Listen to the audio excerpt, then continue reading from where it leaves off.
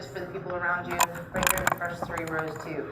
I am not gonna wear a mask today, so I'm gonna stay way back from you guys. Because my mask that I have is rather muted. I can try, let's see. We'll see, okay? I can do it, all right. Okay, we're gonna talk about the judiciary today, and I want to remind you guys of a couple of things, and this is important, okay? Last week we talked about the bureaucracy, and we talked about the bureaucracy a lot because we're worried about policy. And right now, I just want you to know that I have my daughter in class with me, and she's looking very glum because I forgot to unlock her thing for her, and so she's super sad, but she's not saying anything, and that's really nice of her. Yeah. Sorry, honey. Where's Ray Ray? Ray Ray is at school right now. Boo. Oh, it's not connected to the internet. Cool. He's a little boy.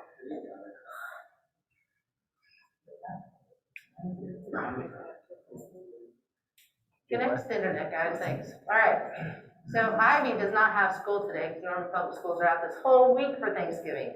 You guys don't get out the whole week, and look at you here, getting that extra bonus points. I appreciate it. So last week we spent a lot of time talking about the bureaucracy because we were writing a policy paper. We're going to talk about policy again after Thanksgiving. I want it to be noted that the bureaucracy is not linked at all to the judiciary, okay? There's, some things like, the judiciary can rule, the courts can rule maybe on something that agencies and bureaucrats have done. That's absolutely true. But in terms of oversight, it's not there. There's not that connection, that funding, that creating, that direction that we get out of the executive and Congress. That's why those are all tied together. So I want you to think of the courts as standing a little bit apart, okay? And there's a reason for that. What's the reason that courts stand a little bit apart from political branches such as Congress and the president? What's the theoretical reason? To be unbiased. To be unbiased, right? Because the idea is judges are supposed to be grounded in law. And specifically in the United States, that law starts with what? The Constitution, right? The Constitution. So, this is Article 3 of the Constitution. It says lots of things here, certainly, but it says it shall be vested in the Supreme Court, and in such inferior courts as Congress may create, okay? So, understand this. The Supreme Court stands alone, okay? Now, it's certainly connected to the presidency and Congress. It's not in the bureaucracy in the same way. But listen, the judicial power of the United States is vested in the Supreme Court and in such inferior courts as Congress may create. Now, Congress created those inferior courts right away. I mean, the first thing that they did was pass the Bill of Rights. The second thing they did was create a system of inferior courts. What's important about that is this. Congress gives jurisdiction also to those courts, but cannot give or take away jurisdiction from the Supreme Court. That's in the Constitution, okay? In Section 2, it says, extends to all cases in law and equity arising under this Constitution, the laws of the United States, and treaties made or which shall be made under their authority. All cases affecting ambassadors, public ministers, councils, admiralty, maritime, controversies to which the U.S. shall be a party, controversies between two or more states, between a state and citizens of another state, between citizens of different states, between citizens of the same state claiming lands under grants of different states, and between the state or the citizens thereof and foreign state citizens or subjects. That's a lot, right? Basically, what it doesn't apply to are citizen versus citizen within a state, which does not have a question of federal law, okay, with only state law, or state versus citizen which is not a question of federal law. Okay? So that's a lot of authority. In all cases affecting ambassadors, other public ministers, and councils, and those in which a state shall be a party, the Supreme Court shall have original jurisdiction. That means that they can hear the facts of the case. They can hear the facts of the case. That's what original jurisdiction means. Appellate jurisdiction means they can only decide the law of a case. Okay? In all other cases, appellate. The trial of all crimes except in cases of impeachment shall be by jury. Such trial shall be held in the state where the said crimes shall have been committed, and when not committed within the state, the trial shall take such place where Congress may by law have directed. So in other words, it happens in a U.S. territory or in a military. Okay, so Congress says where it happens there. This is important. Right to trial by jury in federal cases is guaranteed in Article 3 of the Constitution. The judicial power of the United States is vested in the Supreme Court. Now, Eric said that he asked some people in his classes, how many justices there were in the Supreme Court, and nobody could answer. So I'm going to ask you today, Daniel, how many Supreme Court justices are there? 9. Louder? 9. There are 9. Okay? There are 9. There could be more. Right? It's not set in the Constitution, but that's how many there are. It will definitely be an exam question, an easy multiple choice exam question for you guys, right? So the question is, what's judicial review? This goes with judicial power, okay? It's a power of the courts basically to determine whether an act of Congress or of the president or of a state or of a locality, okay, is in contradiction to, is something that abridges the Constitution, okay? So, for example, I know that a lot of you spent some time talking about cruel and unusual punishment, right? What's cruel and unusual punishment? The Supreme Court says what it is, okay?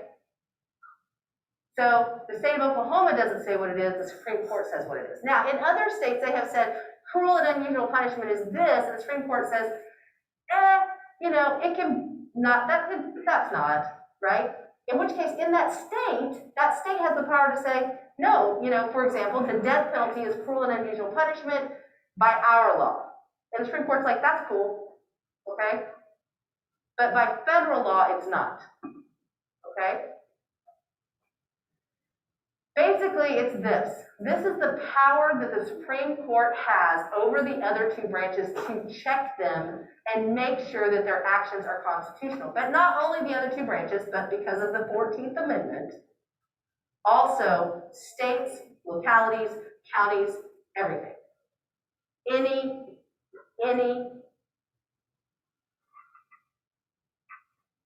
action by any government official. Me, for example. Okay, I'm still a government official. You're up. So in 1800, Jefferson and Burr are going to tie for president. If there's a tie in the House of Representatives, what happens? It goes to, if there's a tie in the Electoral College, it goes to, I already gave it away, the House of Representatives. Okay? And so Jefferson wins. And John Adams, who's the outgoing president at that time, nominates John Marshall to the Supreme Court. Now, this is important. John Marshall is the last Federalist. He's the last Federalist with power. Okay? And so the Democratic Republicans are going to have basically control for a while. They're going to eventually become the Democrats under Jackson. Okay? And then they're going to have control for a while. But the last Federalist with power is John Marshall. And he gets confirmed. But These lame duck federalists are going to pass a judiciary to protect government from hostile state environments. They're going to increase the number of lower courts. And then, when they increase those lower courts, they're going to appoint a whole bunch of federalist judges to fill them. Okay? One of them is Marbury. But Marbury doesn't get confirmed. Marshall left on his desk a stack of signed documents of appointments, but he did not give the appointment. Okay? Jefferson instructs the Secretary of State Madison to withdraw all these appointments. Look, they didn't get taken care of in the last business, therefore, you do not get to be a federal judge.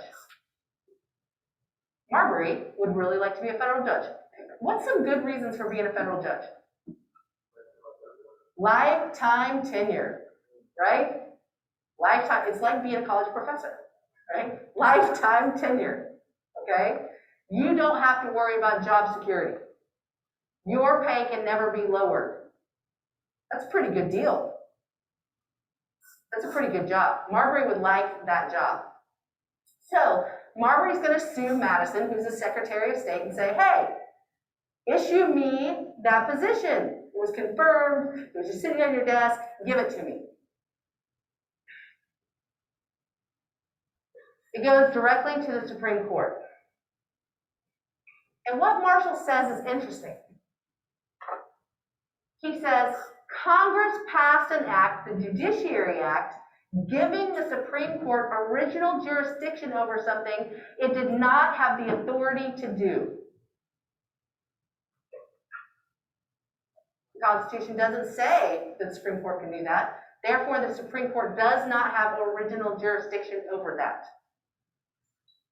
This is significant, guys. I know it sounds dry, okay? But this is significant because Marshall says, you can't tell us what to do. Only the Constitution can tell us what to do. That's significant. It's going to give precedent for judicial review. Now, judicial review, the United States system, should you decide to go to law school, is a common law system. Where did we get this common law system from? Great Britain, right? So there's a common law system in the United States, in Great Britain, and where else? Can you guys tell me where else? Australia, New Zealand, South Africa, right? Nigeria, actually. Why? Because they're all Commonwealth nations, right? Everywhere else, there's something called civil law, okay? What's unique about the common law system is this. It means judges can use logic to determine what law should be if there is not a law in place there, okay? As an example, when I was in law school, we did a lot of tort law, right? So much tort law, right? And what a tort is if you've done something to me and I sue you for it, right?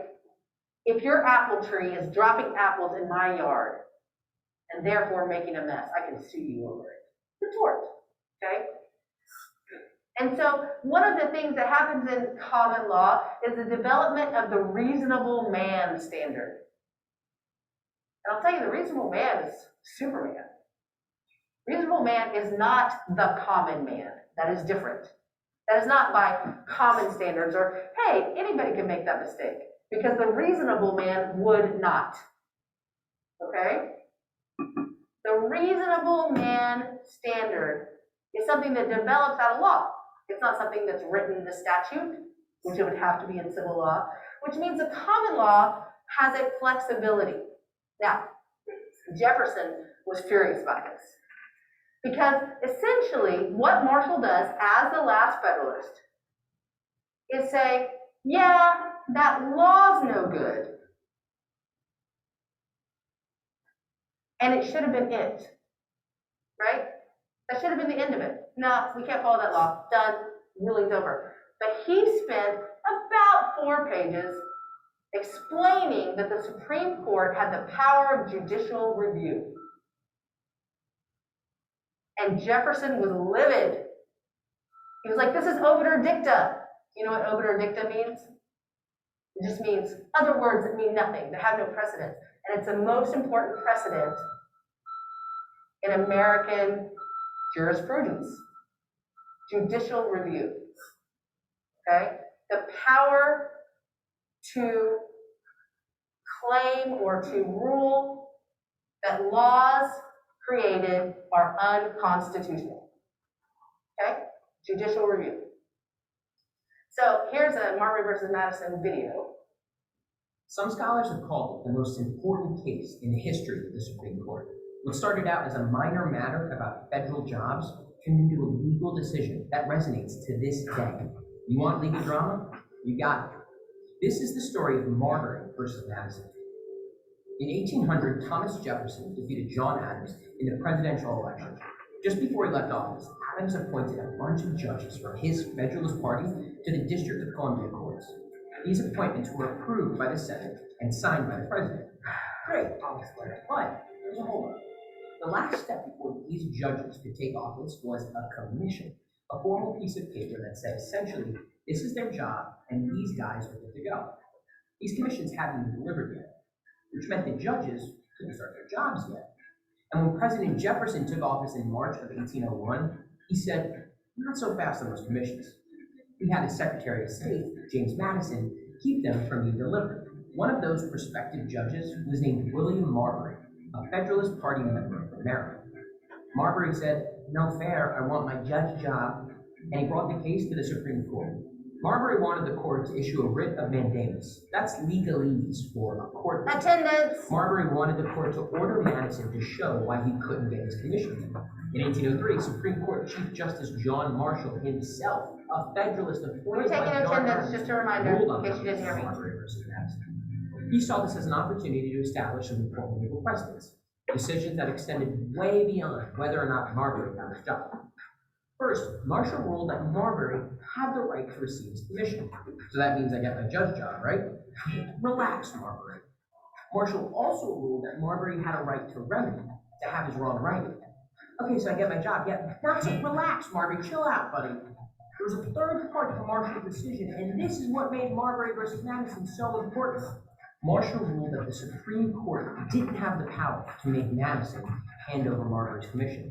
So wait, what? In making his ruling, Justice Marshall had the court rule on itself.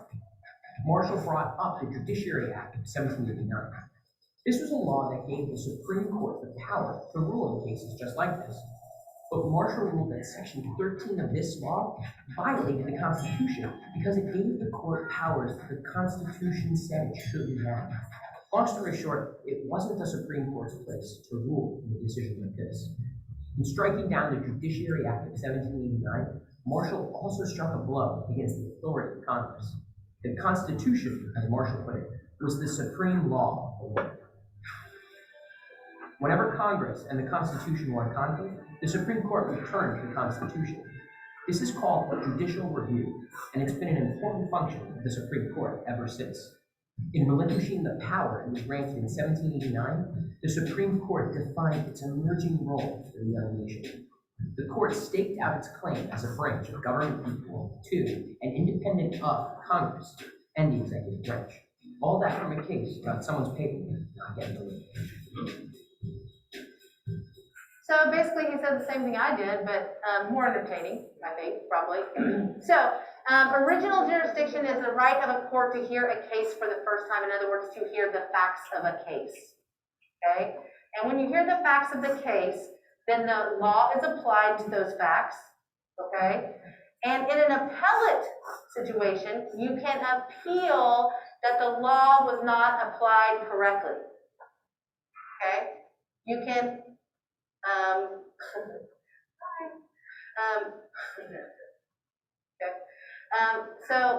you can appeal and claim that the law was not applied correctly. Does that make sense? Okay. So if you do that, that means all you can apply on is not the facts. Yeah, all you can appeal on is not the facts, but on the application of law. So, for example, if facts were excluded, okay, if the judge rules, no, you cannot bring those things into evidence, then an appeals court can rule on whether that could be excluded. But the appeals court cannot say, hey, these facts were presented and the jury or the judge decided the case this way and they were wrong. They can't do that. Okay, does that make sense? And so there has to be a legal reason. And so there was an email that came in about cruel and unusual punishment. How is it not cruel and unusual punishment if there are facts that are exculpatory? What's exculpatory? It's your word of the day. Give you a hint. It comes from culpa, which means guilty. Culpa, guilty, mea culpa, right? Exculpatory is escaping guilt, essentially, right? You know, something that would undo guilt. Escaping guilt, I like it, right? So exculpatory. If there are facts that are exculpatory that come out after the trial, then you can appeal for a new trial based upon the fact that there are new facts that should be considered, and it may be granted or it may not be granted. But you cannot appeal that the facts weren't heard. Okay? And so, can it be cruel and unusual punishment to give someone the death penalty who has been found guilty by a jury and sentenced to death if there is then evidence that comes out that proves that person innocent? Well, my question was a little different. Okay. It was like Willie Francis's case where he was supposed to be executed by the electric chair, but a drunken guard set it up, and so he was screaming take it off, and they ended up doing it, and he was later executed again. Would that count as cruel and unusual punishment the first time? You know, it depends on. It's up to the Supreme Court. Yeah. Okay? Yeah, that's So, I mean, the question is, has the Supreme Court said there are some types of death penalty that are cruel and unusual? Yes. But the Supreme Court has specifically ruled that Oklahoma, which does not have the full drug cocktail, it no longer, because they don't make it anymore, the part that numbs the body so that the injection is lethal. So the part that numbs no longer exists and cannot be purchased. The Supreme Court has specifically ruled that that is not cruel and unusual punishment. Okay? Now, you may or may not agree with that. But that is where the Supreme Court is, and the Supreme Court saying, hey, Oklahoma, you can go ahead, is not using its power of judicial review, right? It's saying that doesn't violate the Constitution. Okay? So, how do other court cases reach the Supreme Court if they don't have original jurisdiction, if the court doesn't hear the case itself? Okay, for example, Bush v. Gore, they heard the case, they heard the facts. Okay? Then the way that they do it is, it takes a while. If there is a case in Cleveland County Court, the District Court of Cleveland County, Oklahoma, then it is a state case or a federal case. State case. Could there be federal questions in that case? Sure, there could be civil liberties questions, there could be questions of whether it was a fair trial, there could be questions about the constitutionality of the law that the state was using at that time, all those things. There could be federal questions, okay? But it's a state case, so it's filed in this district court. If the defendant is found guilty and then appeals, or if in a civil case, one side loses and then appeals, the losing side appeals, or the state appeals, they would appeal to where?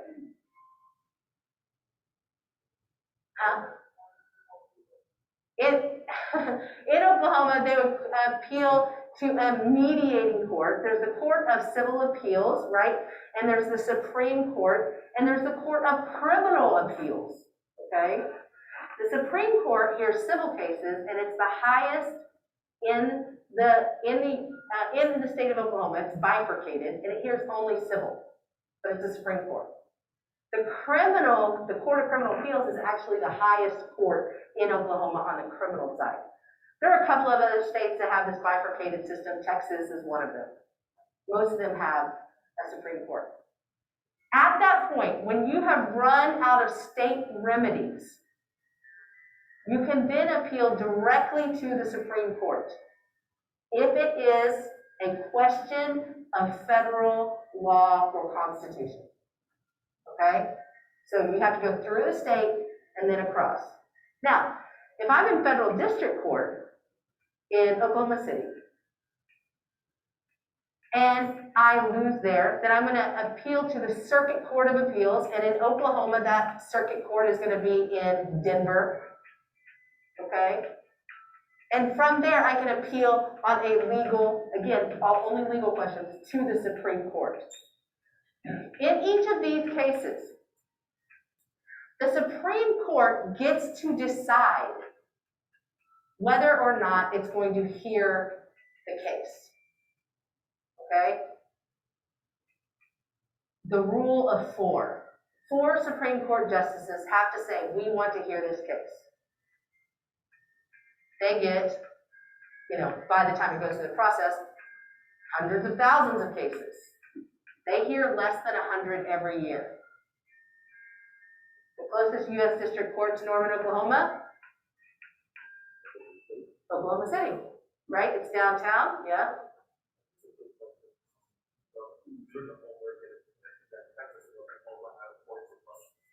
Yes.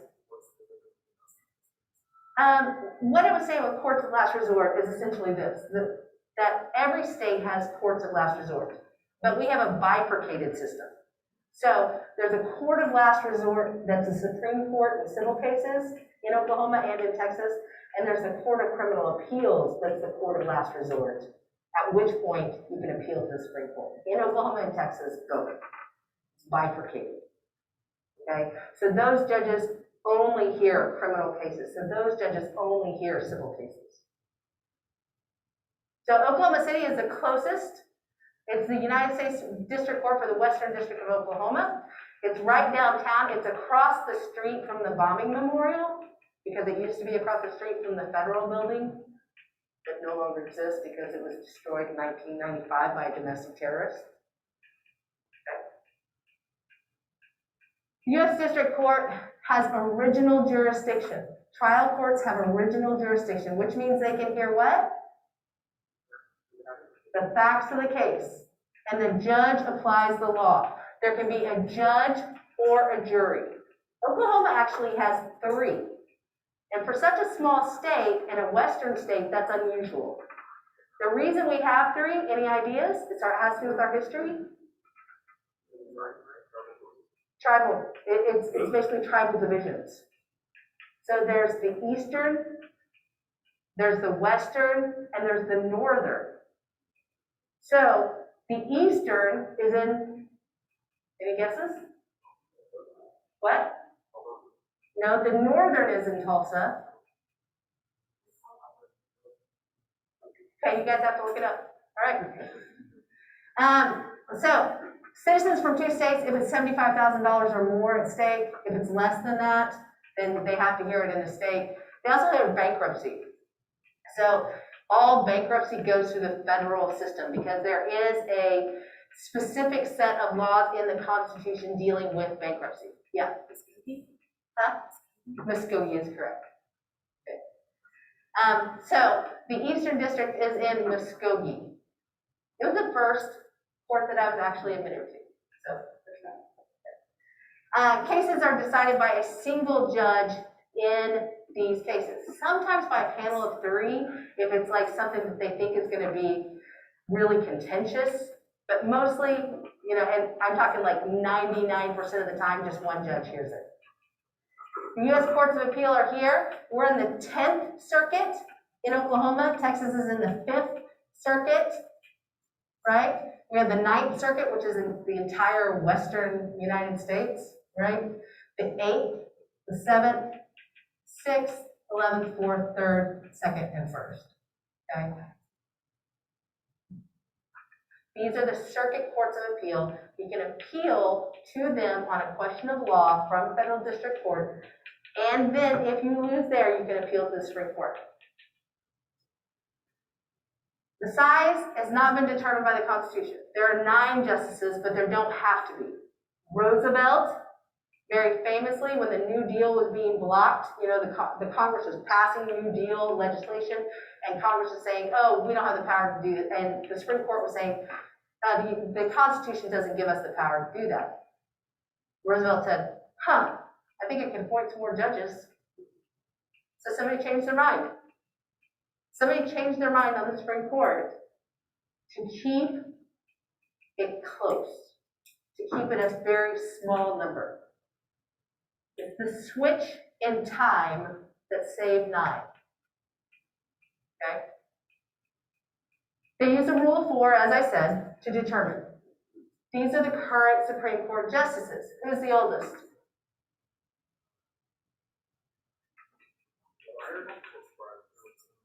Stephen Breyer. Who's the second oldest? Clarence Thomas. Okay? And so the rest of them are actually really quite young. Okay? They're really quite young. I mean, you guys are like, hey, 50 isn't young. Yes, it is. Okay? So, you know, a lot of these justices are in their 50s or early 60s. Justices of the Supreme Court used to not be appointed to the Supreme Court until they were 60. Okay? A big change is Roberts. Chief Justice John Roberts was appointed at age 50. That's incredibly young. Brett Kavanaugh is incredibly young. Amy Coney Barrett, young. What does that mean? They're going to be there a long time. They serve for life. They serve for life. Okay? So how do you get appointed? Well, Supreme Court's the president's going to choose from a list. Basically, their advisors are going to give them a list, and they're going to say, the American Bar Association is going to give them ratings. I gave you guys kind of a sheet, right? And I need, in your workbook, actually, you didn't have to do it for this week. I didn't assign it. But it's in your workbook, and it's kind of some pared down ratings by the American Bar Association. Okay? I didn't have you do it because one of mine already got appointed. Amy Coney Barrett was one of the ones on there. And so, you know, it's kind of a moot point at this point with her, right? The president's nominee is then discussed and sometimes hotly debated in the Senate Judiciary Committee, right? Why would that person be debated? What? They might be biased. They might be biased, right? Supreme Court, the Senate might say, no, we don't want this person on the Supreme Court. We feel like there's too much bias here, okay? There are several, you know, a handful, less than 10 Supreme Court justices that have not made it through the confirmation process, okay? But they have to be pretty highly vetted to get that far anyway. Most of them are Circuit Court of Appeal judges, okay, before this happens. So they're going to go through this process, and it's a very political process. I want that to be clear. The president is going to appoint someone that the president believes will support the president's political view in terms of the interpretation of the Constitution and the laws of the nation. Okay? On the Supreme Court, for example, I can tell you that there are 6 conservative justices and 3 liberal justices. Now, you're saying, what about that whole thing you said about not being biased, right? Being separate so they're unbiased. Well, it does make a difference. Chief Justice John Roberts has come out on different sides than people expected him to. Because he said, this is the law. The fact that he said the Affordable Care Act is something that Congress can do came as a real shock to conservatives. But he said, no, this is legal. This is something Congress can do. This is within the power of Congress. And so he followed the law. And understand that each one of these justices, no matter what their political persuasion might be, most cases are decided 9-0 because they're following the law. If you look at cases that are 5-4 or now 6-3, then you're going to find places where there's much more contention. My personal favorite Supreme Court justice of all time just passed away last year. You can come to my office. I have a woodcut that was given to me by a former fellow. I have a bobblehead. I have books of quotes, right? My daughter takes pictures of it all the time. She thinks it's great.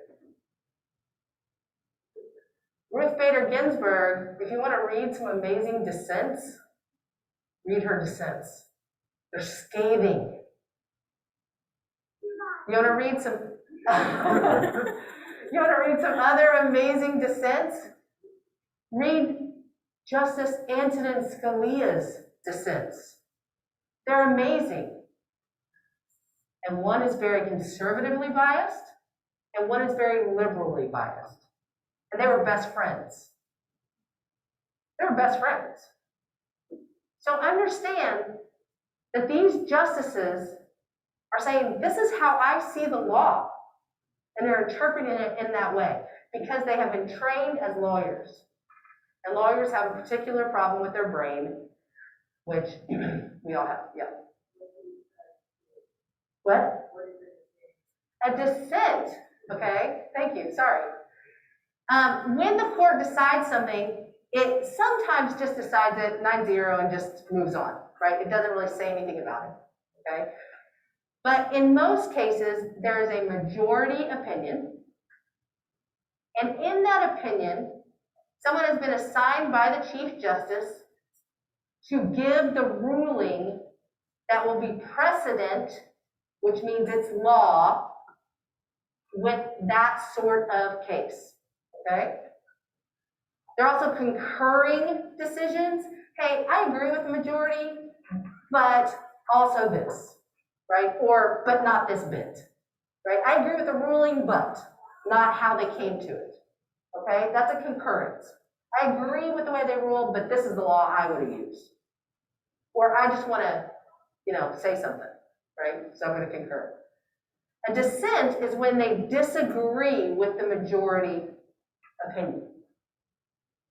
And they write a dissent that is joined by the other justices that also disagree. A dissent. So majority, that's the ruling. Concurring, and sometimes you have to get concurring, and it's so convoluted that it's not really clear what the final holding is other than that person won, okay?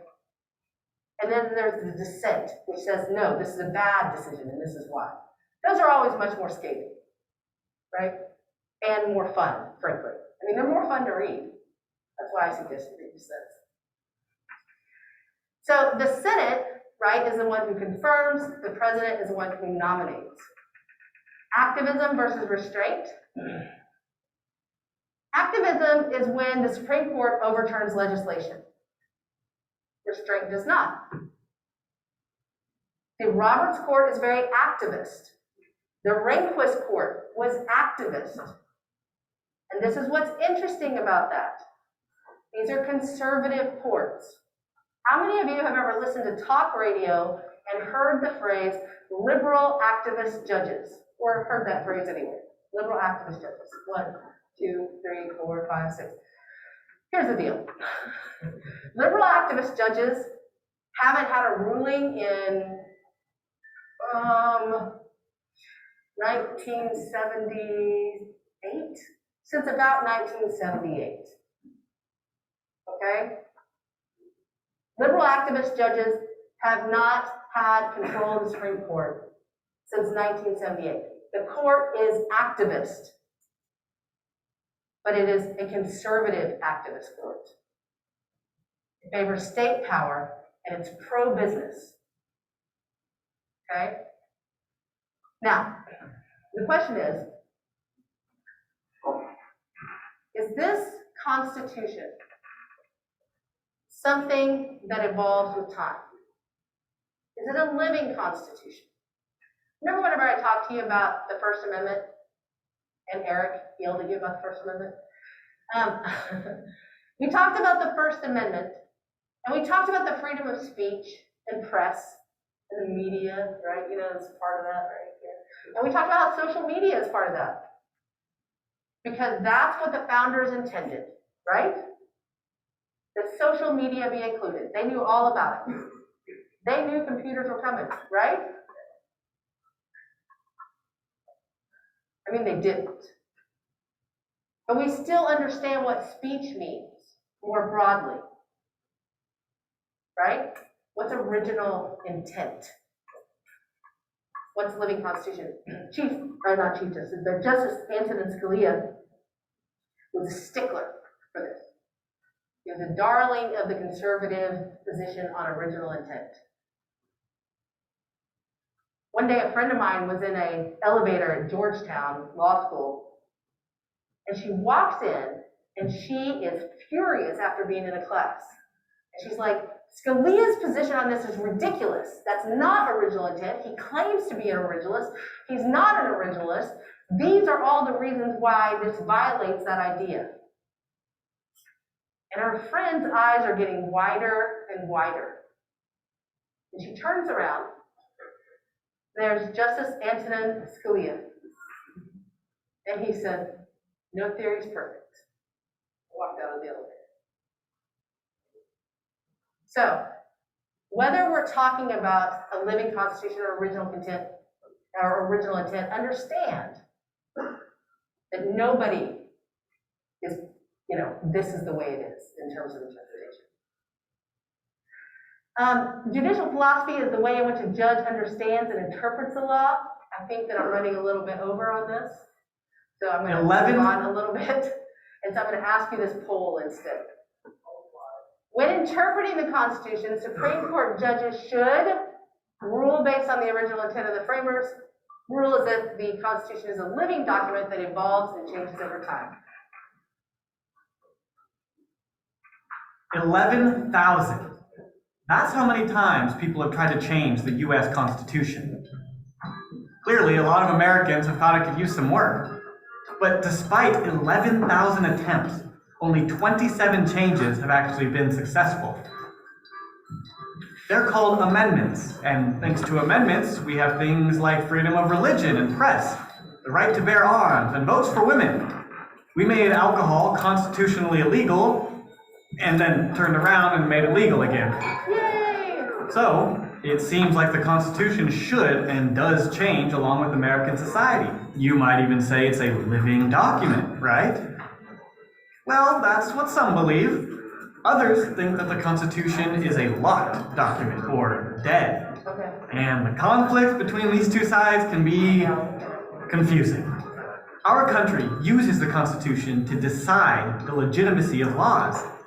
So we're left wondering, should we consider the Constitution to be living or dead?